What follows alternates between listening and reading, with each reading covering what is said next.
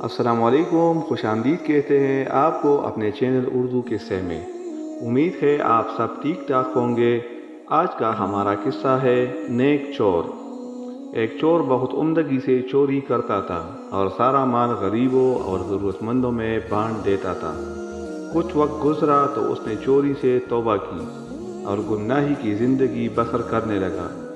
ایک روز اچانک ایک عورت روتی ہوئی آئی اور کہنے لگی کہ بیوہ عورت ہوں، جوان بچی کا ساتھ ہے، کمانے والا کوئی نہیں، کچھ مدد کرو گے کہ عزت سے بچی اپنے گھر کی ہو جائے۔ چور نے اسے تسلی دی اور مدد کا وعدہ کر لیا۔ رات ہوئی تو اللہ کے حضور گویا ہوا کہ اے اللہ، آج اس غریب عورت کے لیے پھر سے چوری کرنے والا ہوں، تو ہی کارساز ہے۔ آخر وہ آدمی چل پڑا۔ کام چھوڑا ہوا تھا، کچھ سمجھ نہیں آیا، اتنے میں ایک اور شخص اسے وہاں نظر آیا۔ منہ چھپائے ہوئے اس نے پوچھا، کون؟ کالا جواب ملا، تم کون؟ میں بھی کالا۔ چلو پھر اکٹھے چلتے ہیں۔ کیا ہے، کوئی گھر نظر میں ہے؟ چور نے پوچھا۔ ہاں، آؤ چلے۔ یوں اس اجنبی کی رہنمائی میں ایک گھر میں داخل ہوئے۔ جب سارا سامان لوٹ لیا تو اچانک چور نے کہا کہ سامان واپس رکھ دو۔ لیکن کیوں؟ اجنبی نے استفسار کیا۔ چور نے کہا، بس رکھ دو اور جلدی چلو۔ باہر آ کر پھر چور نے پوچھا کہ کوئی اور گھر ہے نظر میں؟ آج ضرورت ہے بہت۔ تب اجنبی چور نے وزیر کے گھر کا پتہ سمجھایا اور چلتے چلتے جا پہنچے، سب مال سمیٹا۔ اجنبی کہنے لگا کہ وزیر کی بیٹی کی شادی ہے تو مال زور خوب ہے۔ چور نے سامان وہیں پہ چھوڑا اور اجنبی کو لے کر باہر آ گیا اور اصرار کیا کہ کوئی اور گھر دکھائے۔ آخر اس اجنبی نے کہا کہ اب تو ایک ہی بادشاہ کے محل ہی بچا ہے، اگر کہوں تو وہیں پہ چلتے ہیں۔ چور نے حامی بھر لی۔ اب وہ دونوں بادشاہ کے محل میں پہنچے۔ تمام رکاوٹیں عبور کرتے ہوئے سامان اٹھایا۔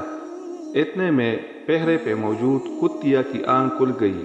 وہ بھاگے اور چور پہ جھپٹے۔ اتنے میں کتا آیا اور کتیا کو کھینچ کر پیچھے کیا۔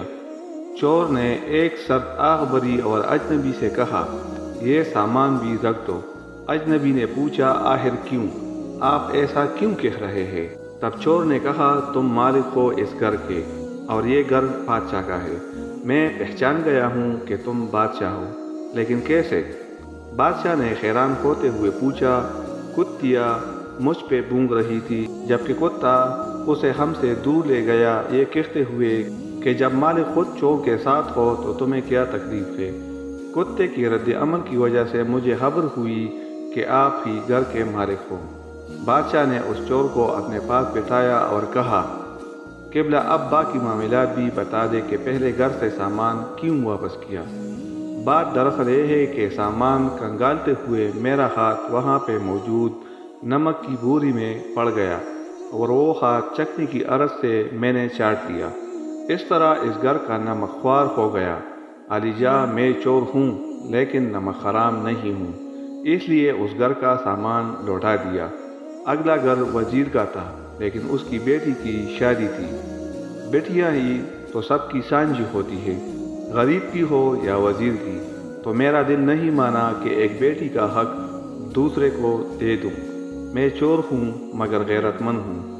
باقی صورتحال آپ کے سامنے ہے۔ بادشاہ اس چور کے کردار کی مضبوطی سے متاثر ہوا اور صبح سب کے سامنے اسے انعام و اکرام اور مطلوبہ ساز و سامان سمیت رخصت کیا۔ چور نے برائی چھوڑنے کی نیت کی اور خدا نے اسے اس گناہ سے بچا لیا۔ جو خدا کی راہ ایک قدم بڑھتا ہے، وہ بندے کی طرف 10 قدم بڑھتا ہے۔ تو ویورز، یہ تھا آج کا ہمارا قصہ۔ اس قصے کا مطلب یہی ہے کہ تم جب اللہ تعالیٰ کے لیے سب گناہ چھوڑو گے تو اللہ تعالیٰ بھی اتنا غیرت مند بادشاہ ہے کہ ہر موقع پہ آپ کو اس گناہ سے، اس برے کام سے بچائے گا۔ دوستو، اگر ویڈیو اچھی لگی ہو تو ویڈیو کو لائک کریں، چینل کو سبسکرائب کریں اور اس ویڈیو کو اپنے دوستوں کے ساتھ شیئر کیجیے۔ اللہ حافظ۔